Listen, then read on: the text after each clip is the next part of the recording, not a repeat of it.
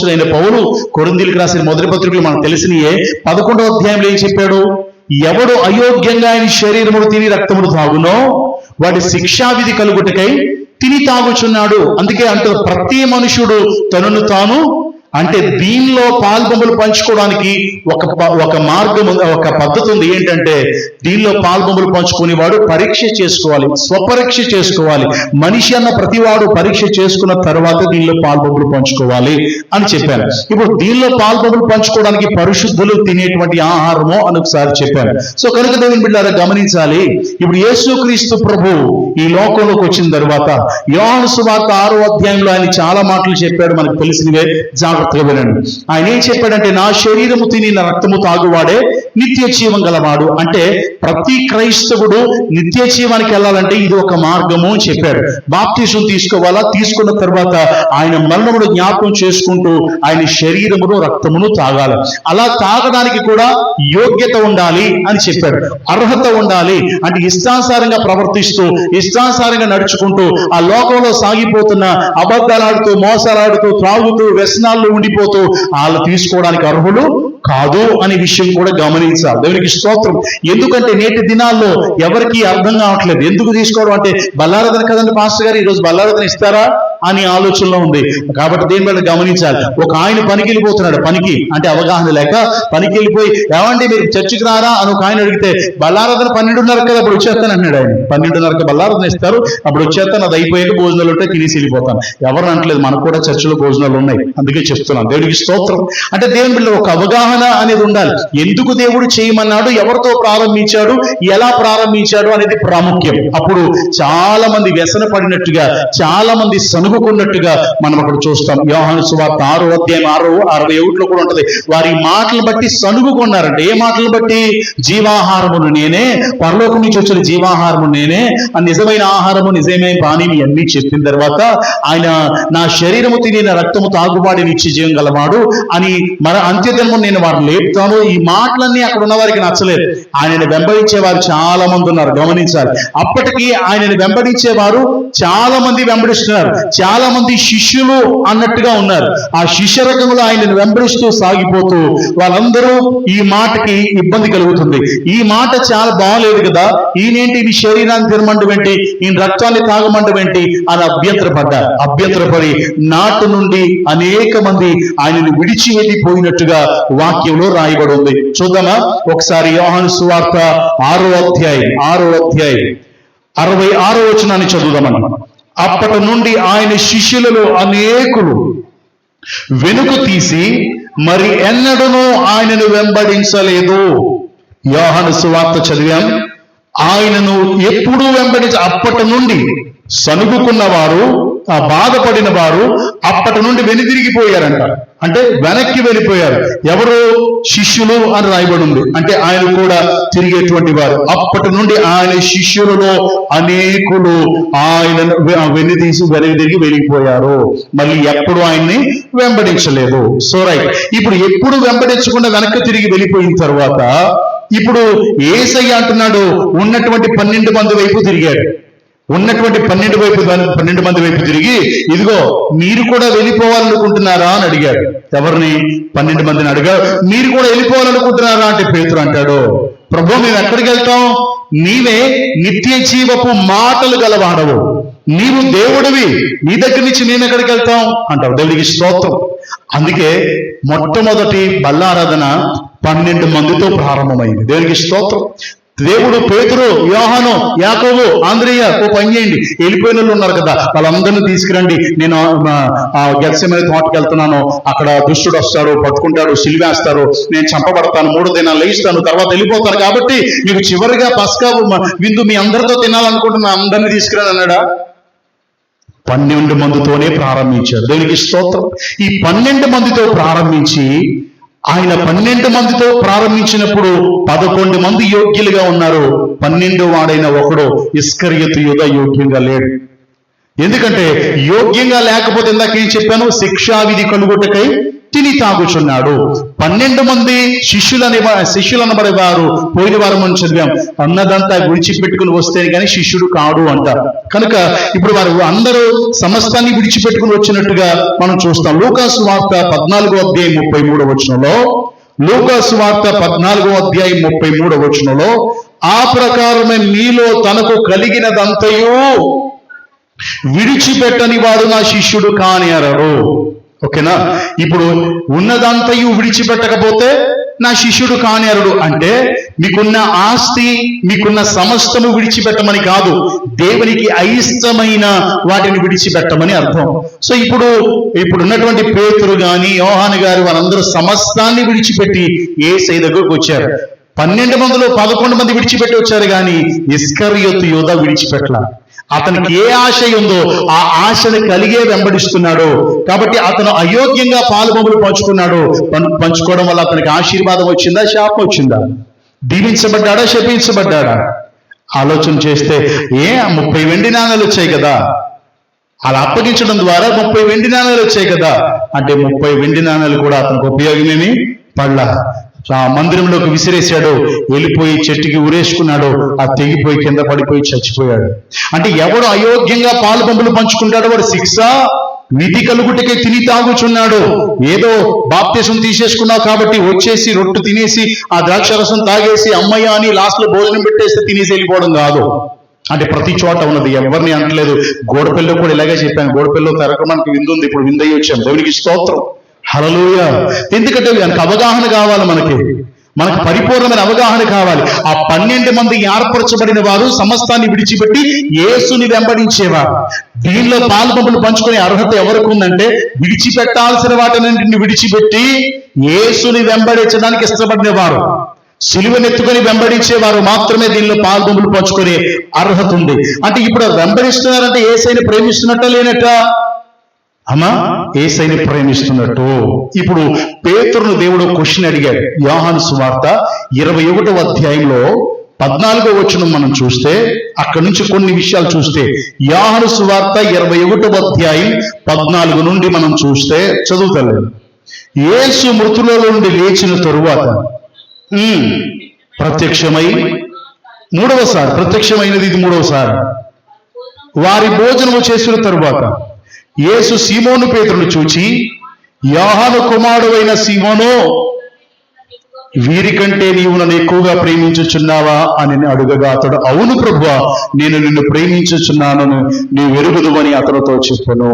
యేసు, నా గొర్రె పిల్లలను మేపుము అని అతనితో చెప్పారు.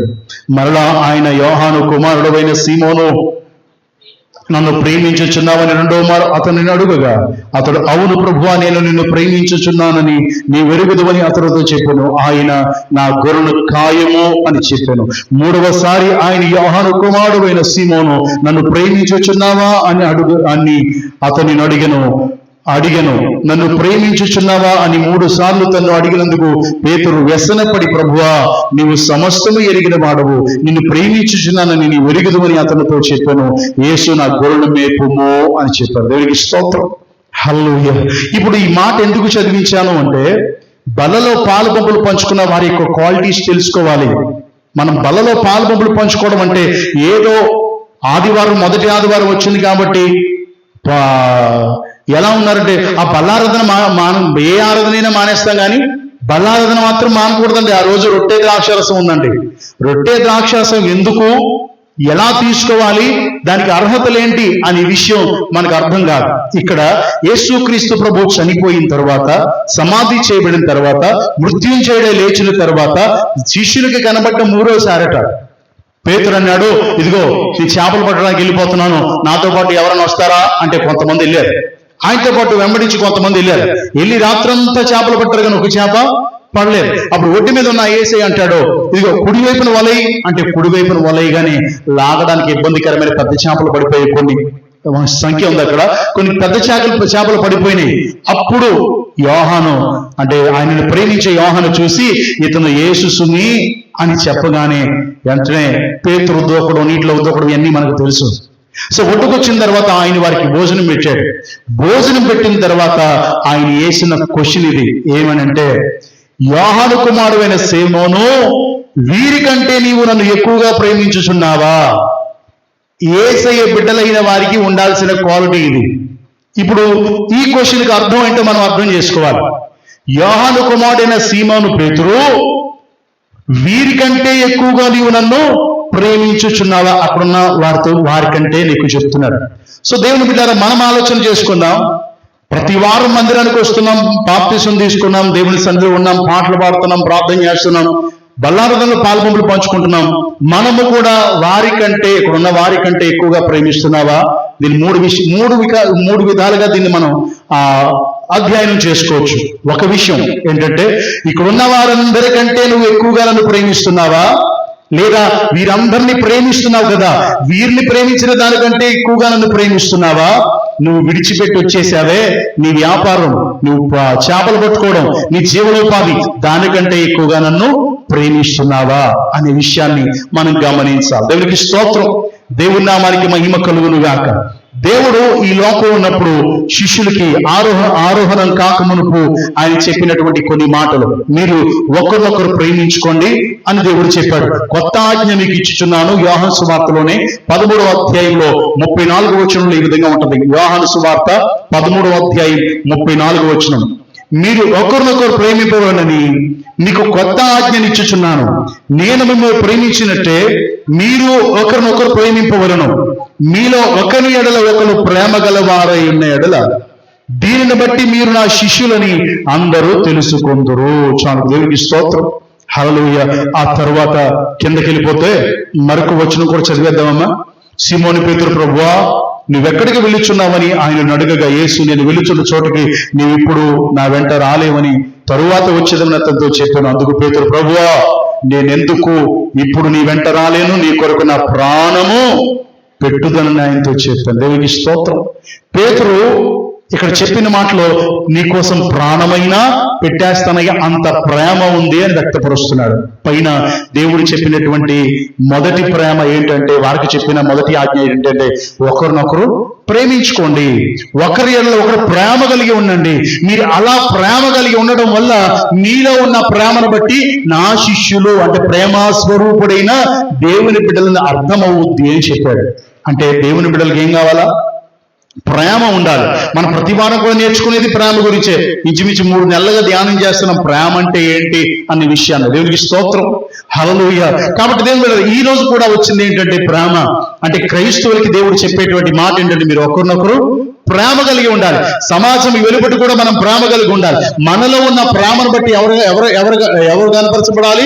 వీరి దేవుని బిడ్డలు అని కనపరచబడాలంట. అలా మాటలు చెప్తూ అప్పగంతలు అప్పగిస్తుంటే పేతురు అంటాడు, ప్రభువా నువ్వు ఎక్కడికి వెళ్ళిపోతున్నావు అంటే, నేను వెళ్ళే చోటుకు నువ్వు రాలేవులే అంటే పేతురు అంటాడు, నీ కోసం ప్రాణమైనా పెట్టేస్తాను. దేవునికి స్తోత్రం, హల్లెలూయా. ఇప్పుడు ఒకరినొకరు ప్రేమించుకోమని దేవుడు చెప్పాడు కనుక ఇప్పుడు వారు ఒకరినొకరు ప్రేమించుకునే అనుభవంలో ఉన్నారు. అప్పుడు దేవుడు ఇప్పుడు అడుగుతున్న క్వశ్చన్, ఇప్పుడు అందరినీ ప్రేమిస్తున్నావు కదా, వీరికంటే ఎక్కువగా నువ్వు నన్ను ప్రేమిస్తున్నావా అని అడుగుతున్నాడు. సో మనం కూడా ఆలోచన చేద్దాం.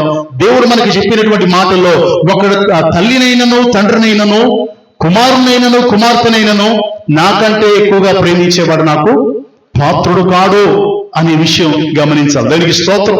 దేవుడు చెప్పారు, ప్రస్తుత దినాల్లో మనం ఆ విధంగా ప్రేమించగలుగుతున్నామా? ఏది మనకు ఆటంకం అయిపోతుంది? మనం బిడ్డల కంటే తండ్రి తల్లి కంటే ఎక్కువగా దేవుణ్ణి ప్రేమించు. దేవుడు అడుగుతున్నాడు, వారికంటే ఎక్కువగా నువ్వు నన్ను ప్రేమించగలుగుతున్నావా? వారిని ప్రేమించమని చెప్పింది నేనే, కానీ వారికంటే ఎక్కువగా నువ్వు నన్ను ప్రేమిస్తున్నావా అని అడుగుతున్నాడు. దేవునికి స్తోత్రం. పేతురుకి చెప్పాడు కదా, ఇదిగో మీరందరూ ప్రేమించుకోవాలా. ఈ క్వశ్చన్ లో మొదటి క్వశ్చన్ ఏంటంటే, అందరినీ ప్రేమిస్తున్నావు, అందరికంటే ఎక్కువగా నన్ను ప్రేమిస్తున్నావా అని అడుగుతున్నాడు. సో ఈ క్వాలిటీ మనలో ఉందా? అట్టి ప్రేమ మనలో ఉందా?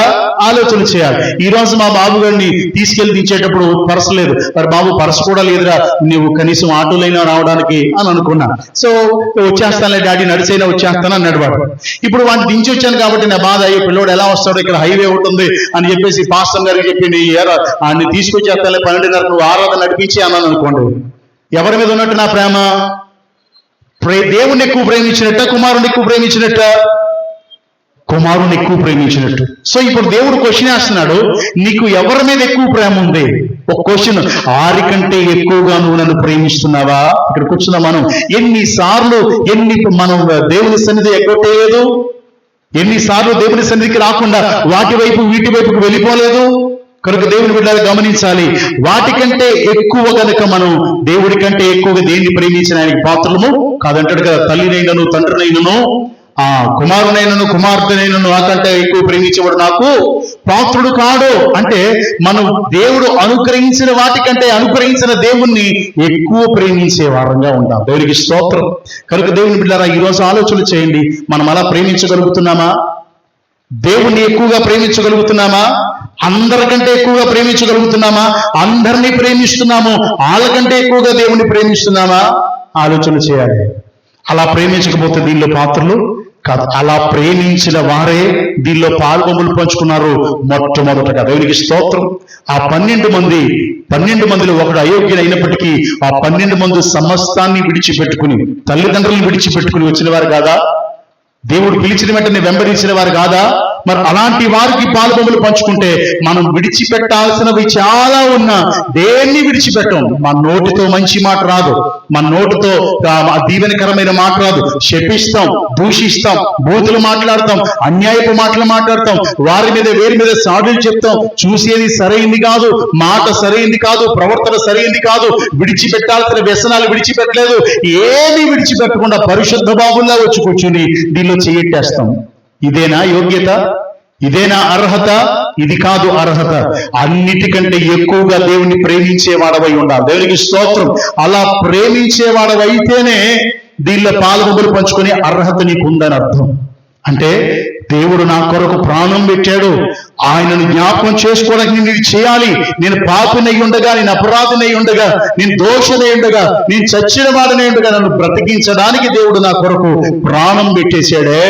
నా పాపమంతటిని ఆయన మీద మోపి ఆ నా పాప శిక్షను ఆయన అనుభవించి చివరికి నా కొరకు ప్రాణం పెట్టాడు. నా కొరకు బలి అయిపోయిన దేవుని శరీరము రక్తము అని వివేచన లేని వాడు ప్రేమ లేదనే కదా అర్థం.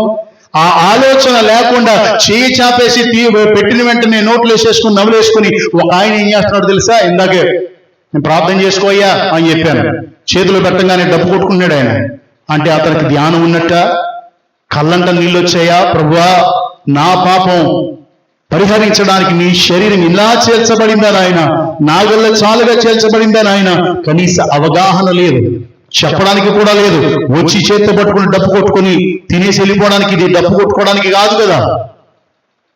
గమనించాలి. కనీసం మనమైన దేవునికి నచ్చే విధంగా, ఆయన మెచ్చే విధంగా ఉండాలని ప్రభువైన యేసుక్రీస్తు పేర మీకు మనవి చేస్తున్నాను. దేవునికి స్తోత్రం. హల్లెలూయా. పేతురు ఇలా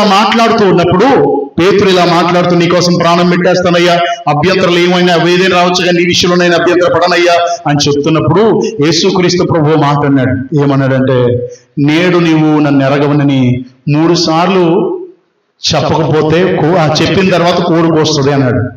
సో అందుకే 3వసారి అడిగే పాటికి మనం చదివాం కదా, పేతురు వీరికంటే నువ్వు నన్ను ఎక్కువ ప్రేమిస్తున్నావా అంటే 3వసారి వ్యసన పడ్డాడు. గుర్తొచ్చింది, అవునవును ముందు నీ కోసం ప్రాణం పడతానన్నాను, ఎవడొడ్డొచ్చినా ఏమొచ్చినా నేను అభ్యంతర పడనన్నాను, కత్తి పట్టుకుని ముందుకెళ్ళిపోయిన కూడా నేనే.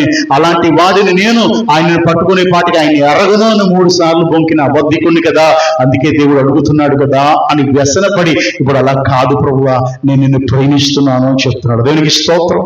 హల్లెలూయా. దేవుని నామానికి మహిమ కలుగును గాక. మత్తయి సువార్త 4వ అధ్యాయం 18వ వచనం, 18, 19, 20. మత్తయి సువార్త 4వ అధ్యాయం 18, 19, 20 చదువుదాం. యేసు గలిలయ సముద్రమున నడుచుచుండగా పేతురు అనబడిన సీమోను చూచెను. జాలరులు ఆయన నా వెంబడి రండి. స్తోత్రం. హల్లెలూయా. దేవుని నామానికి మహిమ కలుగును గాక. యేసుక్రీస్తు ప్రభు బాప్తిసం తీసుకున్న తరువాత, శోధించబడిన తర్వాత, 40 దినాలు ఉపవాస కూడిక అయిన తర్వాత నడిచి వెళ్ళిపోతూ పేతురు ఆంద్రియలను చూసి సీమోను పేతురు ఆంద్రియలను చూసి వారు ఏం చేస్తున్నారు? చేపలు పట్టుకున్నారు. దేవుడు అన్నాడు, మిమ్మల్ని మనుషులను బట్టే చాలరులుగా చేస్తాను, వచ్చేసేయండి అన్నాడు. మారు మాట్లాడకుండా తమకున్నది విడిచి వచ్చేసారు. జీవనోపాధి విషయంలో తమకున్న దాన్ని విడిచి, అంటే ఇప్పుడు చేపలు పట్టుకొని జీవనోపాధి చేసుకునేవారు. వారి వల్ల కొంతమందికి మళ్ళీ జీవనోపాధి మనకు తెలుసు కదా. వాడల్లో పట్టుకుని వచ్చిన వాళ్ళు కొంతమంది కంపితే ఆ కొంతమంది మన దగ్గరికి బళ్ళు వేసుకుని వచ్చి అమ్ముకుంటున్నారు. సో కొంతమంది మళ్ళీ తట్టలు పెట్టుకుని అమ్ముకుంటారు. అంటే వారి వల్ల వారికే కాకుండా కొంతమందికి కూడా ఉపయోగాలు ఉన్నాయి, అంటే జీవనోపాధి కలుగుతుంది. వారికి చేపలు పట్టుకున్నారంటే పడవలు కూడా ఉన్నాయి, వలలు కూడా ఉన్నాయి. వలలు కూడా చాలా కాస్ట్ ఉంటాయి, పడవలు కూడా కాస్ట్ ఉంటాయి. ఎప్పుడైతే దేవుడు చెప్పాడో తమ జీవనోపాధికి తనకు ఉపయోగపడేవి, వారికి లాభకరమైన వాటన్నిటిని విడిచిపెట్టి యేసయ్య కూడా వచ్చేసారు. దేవునికి స్తోత్రం. ఇలా ఇంకా శిష్యులందరూ కూడా విడిచిపెట్టి వచ్చిన వారే, వారి శిష్యులందరూ కూడా అలా విడిచిపెట్టి వచ్చిన వారే. కాబట్టి దేవుని బిడ్డారా, ఇప్పుడు రెండవదిగా ఏం ప్రేమిస్తున్నాడు? అతను చేసే, మూడవదిగా అతను ప్రేమించే ఆ పని, చేసే పనిని కూడా విడిచిపెట్టి వచ్చాడంటే దానికంటే ఎక్కువ ఎవరిని ప్రేమిస్తున్నట్టు? ఇప్పుడు నీ కూడా వస్తే మాకెక్కడ కుదురుతుంది అయ్యా, మాకు ఎప్పటి నుంచో అలవాటైపోయిన వ్యాపారం ఇది, మేము వదలలేము అని అన్నారా? సో ఇప్పుడు మా తల్లిదండ్రుల పరిస్థితి ఏంటి అనలేవు. మళ్ళీ వచ్చేప్పటికి మా నాన్న వదిలేసి ఎలా రావాలి అని వేరే శిష్యులు అనలేరు. అంటే వారికి ఉన్న సమస్తాన్ని విడిచిపెట్టి రావడానికి ఇష్టపడ్డారు. దేవునికి స్తోత్రం. ఇందాక అనుకున్నాం కదా, వారి శిష్యులు ఏవి విడిచిపెట్టినా, తమకున్నది విడిచిపెట్టి రాకపోతే వారి శిష్యులు కానేరు. అంటే శిష్యులకు ఉండాల్సిన క్వాలిటీ వీళ్ళు కనబడుతుంది. దేవునికి స్తోత్రం. దేవుడే చెప్పాడు కనుక దేవుని బిడ్డలారా ఆలోచన చేయండి. ఇప్పుడు పేతురు ఎప్పుడైతే దేవుడు చెప్పాడో తల్లిని, తండ్రిని, ఉన్నదాన్ని, వలల్ని, పడవల్ని, సంపాదనని విడిచిపెట్టి యేసయ్యని వెంబడించారు. అంటే ఎవరిని ప్రేమించినట్టు? యేసయ్యనే ప్రేమించినట్టు. దేవునికి స్తోత్రం. అవును కదా ప్రభువా, సమస్తాన్ని విడిచిపెట్టుకుని వచ్చాం కదా. ఒకసారి ఒక చాట అయినట్టు పేతురు అంటాడు, అయ్యా సమస్తాన్ని విడిచిపెట్టుకుని నీ దగ్గరకు వచ్చాం, మాకేంటి అని అడిగితే దేవుడు అంటాడు, ఇదిగో పరలోకంలో 24 సింహాసనాలు ఉంటాయి, 24 సింహాసనాల్లో 12 సింహాసనాలు మీవి అంటాడు. దేవునికి స్తోత్రం. ఇశ్రాయేలుకు మీరు తీర్పు తీరుస్తారు, ఉన్న 24లో 12 మీవి అని దేవుడు చెప్పాడు. దేవునికి స్తోత్రం. ఎంత గొప్ప ధన్యత! ఎవరికి ఆ ధన్యత వచ్చింది అంటే విడిచిపెట్టుకుని వచ్చిన వారు. విడిచిపెట్టుకుని ఎందుకు వచ్చారు? దేవుణ్ణి ప్రేమించి. దేవునికి స్తోత్రం. హల్లెలూయా. దేవుని నామానికి మహిమ కలుగును గాక. కాబట్టి ప్రేమ లేకపోతే ఉపయోగం లేదు, ప్రేమ లేకపోతే ఉపయోగం లేదు. ఈ మాట మనందరికీ తెలుసు. కొరింథీయులకు రాసిన మొదటి పత్రిక 13వ అధ్యాయం. కొరింథీయులకు రాసిన మొదటి పత్రిక 13వ అధ్యాయం 1 నుంచి 3 వచనాలు చదివితే, మనుషుల భాషతోనూ దేవదూతల భాషతోనూ నేను మాట్లాడినను ప్రేమ లేని వాడినైతే మోగిడి కొంచును గనగనలాడు తాళమునై ఉన్నాను. ప్రవచించు కృపావరం కలిగి మర్మములన్నీయు జ్ఞానమంతయు ఎరిగిన వాడినైనను ప్రేమ లేని వాడినైతే వ్యర్థుడను. బీదల పోషణ కొరకు నా ఆస్తి అంత ఇచ్చినను, కాల్చబడుటకు నా శరీరం అప్పగించినను ప్రేమ లేని వాడినైతే నాకు ప్రయోజనమేమీ లేదు. అంటే ఇప్పుడు శిష్యుల్లో కూడా ఏం కనబడాలని? శిష్యులు కూడా, ఇప్పుడు పేతురు కూడా ఏ క్వశ్చన్ వేస్తున్నారు? దేవుడు అందరికంటే ఎక్కువగా నువ్వు నన్ను ప్రేమిస్తున్నావా అంటే ఏం ఉండాలని దేవుడు కోరుకుంటున్నాడు? అందుకే ప్రేమ లేనివాడు నావాడు కాడు అని దేవుడు చెప్పేశాడు. అందుకే ఇక్కడ అపోస్తలుడైనటువంటి పౌలు అంటున్నాడు, ప్రేమ లేకపోతే ఉపయోగం లేదు, ప్రేమ లేకపోతే వ్యర్థుడని, ప్రేమ లేకపోతే నిష్ప్రయోజకుడని అని చెప్తున్నాడు. అంటే ప్రేమ లేకపోతే దేనికి పనికిరాం. అలాంటి నిష్ప్రయోజనమైన వారు దీనిలో పాల్పంపులు పొందొచ్చా? ప్రసాద్ పొందొచ్చా? ప్రేమ లేదు నీలో, ఇంకా కోపం, పలానాతో నాకు మాట్లాడలేవండి, పలానా మా తమ్ముడితో మాట్లాడండి, అన్నయ్యతో మాట్లాడండి, ఆయనతో మాట్లాడండి, వాళ్ళు గడప తొక్కి 3 సంవత్సరాలు అయిందండి, 4 సంవత్సరాలు అయిందండి అంటే వారి మీద ఇంకా నీకు కోపం ఉంది, క్రోధం ఉంది, కక్ష ఉంది, భేదాలు ఉన్నాయి. ఇవన్నీ పెట్టుకుని దీనిలో పాల్పంపులు పంచుకునే అర్హత ఉన్నట్టేనా? అంటే నీలో ద్వేషం ఉంది, ప్రేమ లేదు కదా. ప్రేమ లేని వాడు దీనిలో పాల్పంపులు అంటే నిష్ప్రయోజకుడు తీసుకోవడానిక, జీవం కలిగిన వాడికి జీవం కలిగి ఉండడానికి తీసుకోవడానిక? ప్రయోజనం కలిగిన వాడు అంటే అన్ని ప్రేమ కలిగిన వాడు దీన్ని తీసుకొని నిత్య జీవాన్ని పొందుకోవాలని దేవుడు దీన్ని ఏర్పరిస్తే మనం సరదాగా తీసేసుకుంటున్నాం. ప్రతి వారం ఏదో ఆచారబద్ధంగా ప్రతి నెలలో అవి బాబు బలార్థానికి వెళ్ళకపోతే ఎలా, ఆ రోజు తీసుకోకపోతే రొట్టె ద్రాక్షారం తీసుకోకపోతే అదోలా ఉంది, ఏంటో అదోలా నాకు అర్థం కాదు. సో దేవుని బిడ్డలారా, దీన్ని తీసుకోవాలంటే ప్రతి వారిలో ప్రేమ ఉండాలి. ప్రేమ ఉండాలంటే ద్వేషము, కోపము, కలహము, క్రోధము, కక్షలు, భేదాలు ఏం ఉండకూడదు. అవన్నీ లేకుండా కూర్చున్నామా? ఇక్కడ ఆలోచన చేయండి, మీరే ఆలోచన చేయండి. లేదా లోపల చేసుకుని పైకి తీసుకుంటున్నామా? మనం అందుకే వాక్యాలను తన్ను తాను ప్రతి మనుషుడు తనను తాను పరీక్ష చేసుకొనవలెను, పరీక్ష చేసుకుని ఆ మీదట దానిలో పాలుపంపులు పంచుకొనవలెను అని వాక్యంలో రాయబడింది. దేవునికి స్తోత్రం, హల్లెలూయా. దేవుని నామానికి మహిమ కలుగును గాక. ఇప్పుడు దేవుడు అంటున్నాడు, ఈ కొన్నదాన్ని విడిచిపెట్టి వచ్చే ప్రేమ నీకుందా అంటే ఆదివారం మట్టుకే చూద్దాం, గురువారం ఉపవాస కూడిక మట్టుకు చూద్దాం. ఇలా ఏ కూడికైనా పనికి వెళ్ళిపోతున్నావు కానీ దేవుని సన్నిధికి రావడం లేదు. దేన్ని ప్రేమిస్తున్నట్టు పనిని ప్రేమిస్తున్నట్టు. అంటే ఇప్పుడు మళ్ళీ యోహాను సువార్త 21లో ఒకసారి చూస్తే, ఒక్క నిమిషం చూడదులే కానీ నేను చెప్తాను, జాగ్రత్తగా వినండి.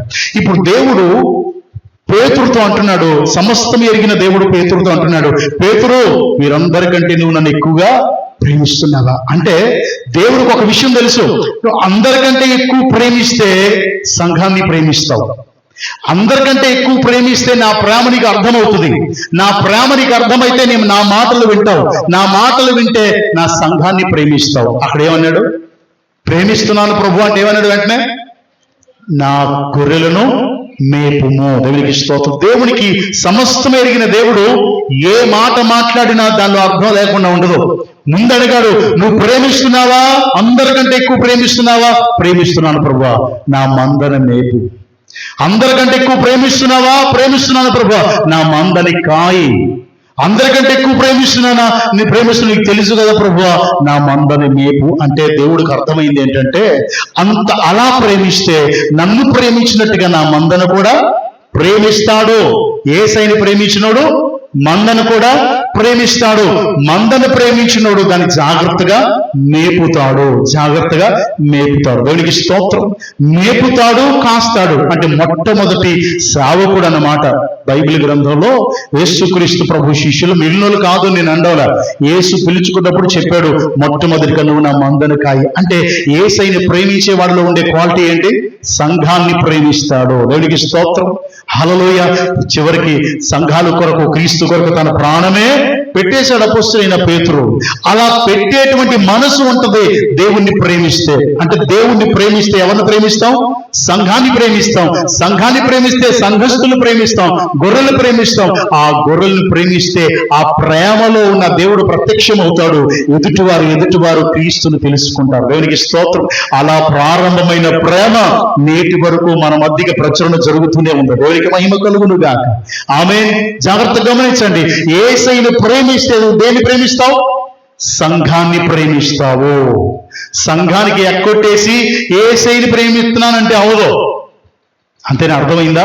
ఇప్పుడు యేసయ్య అతన్ని ప్రేమిస్తున్నావని అడిగి ప్రేమిస్తున్నానంటే వెంటనే ఏం చెప్పాడు? నా సంఘాన్ని కాయి అన్నాడు. నా సంఘాన్ని మేపు అంటే కాయి, మేపు అంటే ఆహారం పెట్టు, అంతే తప్ప వారి గురించి లాభాలు అర్థించడానికి కాదు. గమనించాలి.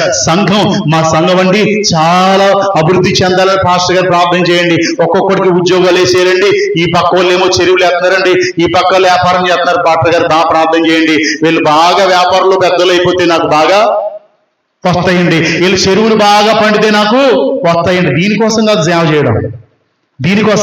చేయడం. ఆ ప్రార్థన చేసేవాడు క్రైస్తవుడే కాదు. ఎందుకంటే దేవుడు ఏం చెప్పాడు? ఇప్పుడు ప్రసాద్కి చెరువు వచ్చేసింది, ఇంకో 1,00,000 వస్తుందని అలా చూడకూడదు. నా అనుదిన ఆహారము నేడు మీరు నాకు దయచేయం. ఇది క్రైస్తవుడు చేయాల్సిన ప్రార్థన. 1,00,000 వైపు కాదు మనం కళ్ళుని చూడడం. దేవుని బిడ్డలారా, దేవుడు అన్నాడు మేపు, కాయి అంటే ఆధ్యాత్మికంగా వాళ్ళని బలపరచు, ఆధ్యాత్మికంగా స్థిరపరచు, వారిని ఏ విధంగా నడిపించాలో నేను చెప్తాను, అలా నడిపించు అని చెప్తున్నాడు దేవునికి స్తోత్రం. ఇది సంఘాన్ని కాయి అంటే. ఎందుకు ఈ మాట చెప్పానంటే, కొన్ని చోట్ల పేరుద్లే కానీ కొన్ని చోట్ల సిటీలో మా అక్కోల దగ్గరకు కూడా వచ్చారంట. సో వచ్చి ఏం చెప్తున్నారో తెలుసా? ఎక్కడికి వెళ్ళినా పర్వాలేదు కానీ బ్రదరు సిస్టర్ మొదటి వారం మా చర్చికి వచ్చేసేయండి బ్రదరు, మొదటి వారం బల్లారాధనకి మా చర్చికి వచ్చేయండి బ్రదర్. అంటే దాని అర్థం ఏంటి అమ్మా? మొదటి ఆరాధనలో అంటే నెలలో మొదటి ఆదివారం జరుగుద్ది, అప్పటికే మీరు శాలరీలు ఎందేసుకుంటారు కాబట్టి శాలరీలో దశంభాగం పక్కన పెట్టేస్తారు. ఆ కవర్ పట్టుకుని బల్లారాధనలోకి వచ్చేసేయండి, మేము రొట్టిచ్చిన వెంటనే కవర్ దానిలో పెట్టేసేయండి. ఇది కాదు ప్రభు పేతురుకు చెప్పిన బోధ. పేతురు, నువ్వు నన్ను ప్రేమిస్తే సంఘాన్ని కాయి, సంఘాన్ని మేపు. దేవునికి స్తోత్రం. మేపమన్నా చెప్పిన దేవుడికి ఏమని అడగాలి? ప్రభు మేపమన్నా మరి ఏది అని అడగాలి. ప్రజలను అడగకూడదు, మనుషుల్ని అడగకూడదు, మనుషుల ముందు చేయి చాపకూడదు. అలా చాపేవాడు సేవకుడే, దేవుడి చేత పిలువబడిన సేవకుడు కాదు.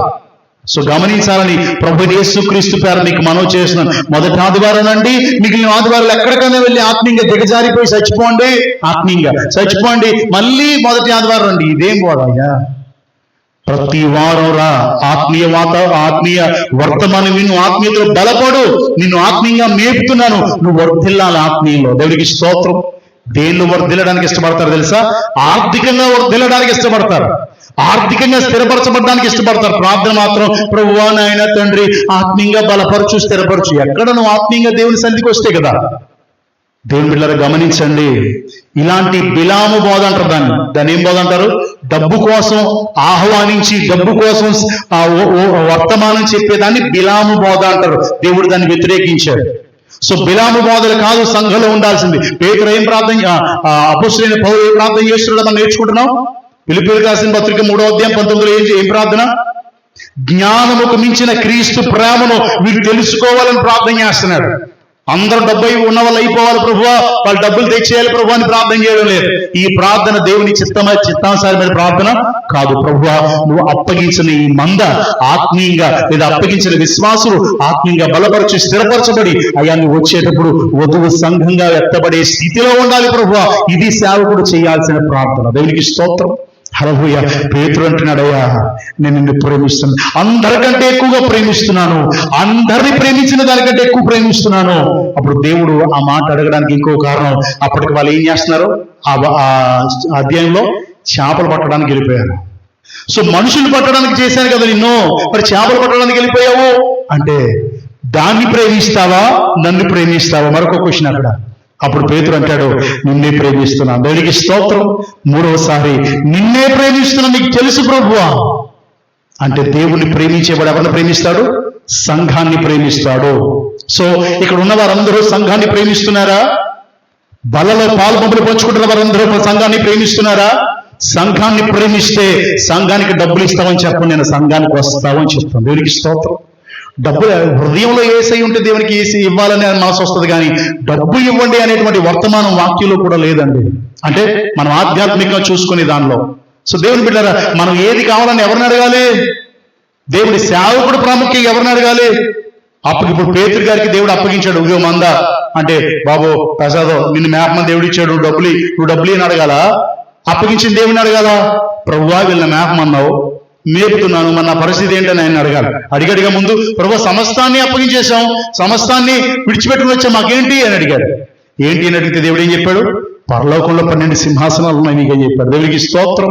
అట్టి గొప్ప ధన్యత కొరకు తన ప్రాణాన్ని అర్పించడానికి కూడా సైతము లెక్క చేయనంత ప్రేమ వారికి ఉంది.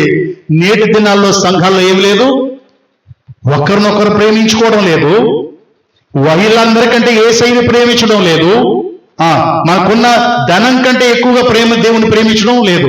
ఏమైనా పోయిన వారం రాలేదేంటి? బట్టలు ఎట్టుకున్నాం పాటర్ గారండి, బట్టలన్నీ నానబెట్టానండి అందుకే రాలేదండి అంటే ఇప్పుడు యేసయ్య మీద ప్రేమ బట్టల మీద ప్రేమ? అమ్మా అంటే నీకున్న బట్టల కంటే వాల్యూ లేని వాడా దేవుడు? దేవుని సన్నిధికి రాకుండా బట్టలు ఉతుక్కున్నావు, రాలేదేంటమ్మా? కుండలన్నీ బయటేసాం పాటర్ గారండి, కుండలన్నీ తోంగొట్టంలో సరిపోయింది అంటే కనీసం నీ ఇంట్లో ఉన్న కుండలకి వాల్యూ లేదా దేవుడు? ఆలోచన చేయండి. మనం చెప్పేటువంటి సాకులు. ఫంక్షన్ ఉందని వెళ్ళిపోయాం పాటర్ గారండి అదండి. యేసయ్యను ప్రేమించేవాడు సంఘాన్ని ప్రేమిస్తాడు, సంఘాన్ని ప్రేమించేవాడు ప్రతి కార్యక్రమంలో అటెండ్ అవుతాడు. దేవునికి స్తోత్రం. హల్లెలూయా. ఇప్పుడు పేతురు అన్ని విషయాల్లో దేవుడు చెప్పిన పని సంఘం కొరకు తాపత్రయపడి ఉంటాడు, సంఘం కొరకు తన ప్రాణాన్ని నెట్టడానికి సిద్ధపడతాడు. దేవుని ప్రేమించే మనం కూడా సంఘం కొరకు తాపత్రయపడతాం. ఏ కూడుకు పెడతారా, ఏ ఆధ్యాత్మికమైన వర్తమానం దొరుకుద్దా, గురువారం ఏ ఉపదేశం, ఆదివారం ఏ ఉపదేశం, శనివారం ఏ ఉపదేశం, కృతజ్ఞత కొడుకులు ఏ ఉపదేశం చేతని బలపరచబడి స్థిరపరచబడి పరలోక రాజ్యానికి సిద్ధపడిపోవాలా అని ప్రేమ కలిగిన వాడు యేసయ్య దగ్గరికి వెళ్ళిపోవడానికి తహతహలాడుతూ ఉంటాడు. మందిరాన్ని మాండగాని ఎగ్గొట్టేసే వాడికి ఏం లేదు, దేవుని ప్రేమ లేదు. అలా ఎగ్గొట్టి దేవుని ప్రేమను అర్థం చేసుకునే వారికి దీనిలో పాల్గొంపులు పంచుకునే అర్హత లేదు. జాగ్రత్తగా వినాలి. ఇప్పుడు సంఘాన్ని ప్రేమించమంటున్నాడు. దేవుడు నన్ను ప్రేమించావా? సంఘాన్ని ప్రేమించు. సంఘాన్ని ప్రేమించావు అంటే సంఘం నుంచి వేరవుతావా? అంటే సంఘంలో ఉన్న కార్యక్రమాల నుంచి వేరవుతావా? ఈ రోజు పని ఉంది, 500 వస్తాయి లేదా 600 వస్తాయి, దానికి వెళ్ళిపోయావంటే దేన్ని ప్రేమించినట్టు? ఇస్కరియోతు యూదాలాగా ధనాన్ని ప్రేమించినట్టు. సో వీళ్ళు ఈ పేతురు, యోహాను, ఆంద్రేయ వీళ్ళలాగా దాన్ని విడిచిపెట్టి వచ్చినట్టు కాదు. ఇలా విడిచిపెట్టాల్సిన వాటిని విడిచిపెట్టకుండా, మళ్ళీ చెప్తున్నాను, విడిచిపెట్టాల్సిన వ్యసనాలను విడిచిపెట్టకుండా, విడిచిపెట్టాల్సిన పద్ధతులు విడిచిపెట్టకుండా కూర్చొని బల్లారథంలో చెయ్యట్టేయడాన్ని పేతురు అంటాడు అయోగ్యంగా పెట్టడం అంటారు. అయోగ్యంగా పెడితే శిక్ష నీ ఇంటి మీదకి వస్తుంది చెప్తున్నాడు. అందుకే మీలో చాలా మంది రోగులై ఉన్నారు, బలహీనులై ఉన్నారు, చాలా మంది నిద్రించి ఉన్నారు అని వాక్యం సెలవిస్తుంది. కనుక ప్రియమైన దేవుని బిడ్డలారా గమనించండి, మనం దేవుణ్ణి ప్రేమిస్తున్నామా? ప్రేమిస్తున్నామా లేదా? చెప్పండి. ప్రేమించే వారందరూ హల్లెలూయా చెప్పండి ఒకసారి. హల్లెలూయా. మనం దేవుణ్ణి ప్రేమిస్తే మందిరాన్ని ప్రేమిస్తాం. మందిరాన్ని ప్రేమిస్తే మందిరంలో ఉన్న ప్రతి కార్యక్రమానికి అటెండ్ అవుతాం, ఆత్మీయంగా బలపడడానికి. దేవునికి స్తోత్రం. ఆ అమ్మకి ఈరోజు అక్కడ ఇంటి దగ్గర పని జరుగుతుంది. ఇప్పుడు అమ్మ చెప్ప, బాబా ఇల్లు కడుతున్నారు కాబట్టి రాలేదు బాబా అనొచ్చు. ఇప్పుడు వచ్చేసిందంటే ఎవరిని ప్రేమిస్తున్నట్టు? నా ఇల్లు పని అక్కడ జరుగుతుంటుంది, నా పని లేదు, నేను నా దేవుని సన్నిధిలో కూర్చోవాలని వచ్చింది. దేవునికి స్తోత్రం. వర్తమానం వినాలి, బల్లారథంలో పాల్పంచుకోవాలి, ప్రతి వారం నా దేవుని సన్నిధిలో ఉండాలి. ఈ జనవరి ఈ 2025లో ఒక్క వారం కూడా నాకు నాగా ఉండకూడదు అనేటువంటి ఆలోచన. దేవునికి స్తోత్రం. హల్లెలూయా. కాబట్టి ఒక మాట చివరిగా ప్రార్థన చేసుకుందాం. ఒక ఆలోచన చేయండి. ఎన్ని పర్యాయాలు నువ్వు దేవుని సన్నిధి ఎగ్గొట్టేసి ఆయో సాకులు చెప్పేసి దీనిలో పాల్గొంపులు పనిచేసుకుంటున్నావు. దీన్ని ప్రేమ అంటారా? దేని మీద ప్రేమ అంటారు? వచ్చే 10 రూపాయల మీద, వచ్చే 500 మీద, వచ్చేటువంటి జీతం మీద ప్రేమ. యేసయ్య సన్నిధి ఎగ్గొట్టేసేటువంటిది. సో కనుక దేవుని బిడ్డలారా గమనించండి, ఈ దినమందు దేవుడు చెప్తున్నటువంటి మాట ఇది. దేవుణ్ణి ప్రేమించేవారు తీసుకునే ఆహారం. దేవుణ్ణి ప్రేమించేవారు ఆయన మాటను ప్రేమిస్తారు. దేవుడు చెప్తున్నాడు కదా, నన్ను ప్రేమించేవాడు నా ఆజ్ఞలను గైకొనును. అంటే నన్ను ప్రేమిస్తున్నాడు అంటే నేను ఏ మాట చెప్తే ఆ మాట ఖచ్చితంగా వింటాడు. దేవుడు యోహాను సువార్తలో పత్రికలో చూడదులే చెప్తున్నాడు, తన సహోదరుని ప్రేమించని వాడు నన్ను ప్రేమించలేడు. కనబడే సహోదరుని మీద లేని ప్రేమ కనబడే నా మీద ఎలా ఉండనే ఉండదు. అది అబద్ధ ప్రేమ అంటున్నాడు దేవుడు. సో కనుక మీలో ఇంకా భేదాలు ఉన్నాయా? మా అన్నకు పడదు, నా తమ్ముడికి పడదు, నా నాన్నకి పడదు, మా అక్కకి పడదు, మా చెల్లికి పడదు, ఇలాంటివి ఏమన్నా ఉంటే మనం ప్రేమించే ప్రేమ నిజమైన ప్రేమ కాదు. యేసయ్య ప్రేమ కాదు మనది. యేసయ్య ప్రేమ లేకుండా యేసయ్య శరీరాన్ని ముట్టుకునే అర్హత ఉంటుంది తల్లి?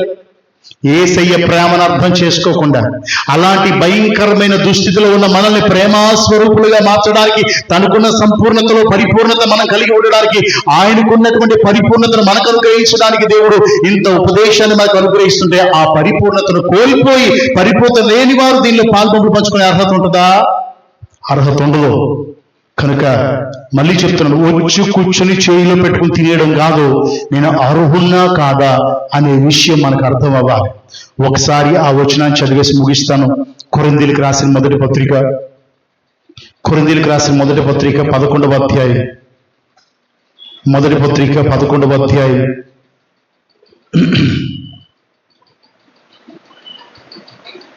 27 నుంచి చదువుతున్నాను చూడండి. కాబట్టి ఎవడు 153వ పేజీ, కొత్త నిబంధన 153వ పేజీ తీసారమ్మా, 153వ పేజీ 27 నుంచి. కాబట్టి ముందు నుంచి చదివేస్తాను, 23 నుంచి. నేను మీకు అప్పగించిన దాన్ని ప్రభువు వల్ల పొంది తిని, ప్రభు అయిన యేసు తన అప్పగింపబడు రాత్రి ఒక రొట్టెని ఎత్తుకుని కృతజ్ఞతాస్తుతులు చెల్లించి దానిని విరిచి, ఇది మీ కొరకైన నా శరీరము, నన్ను జ్ఞాపకము చేసుకుంటే దీన్ని చేయుడని చెప్పాను.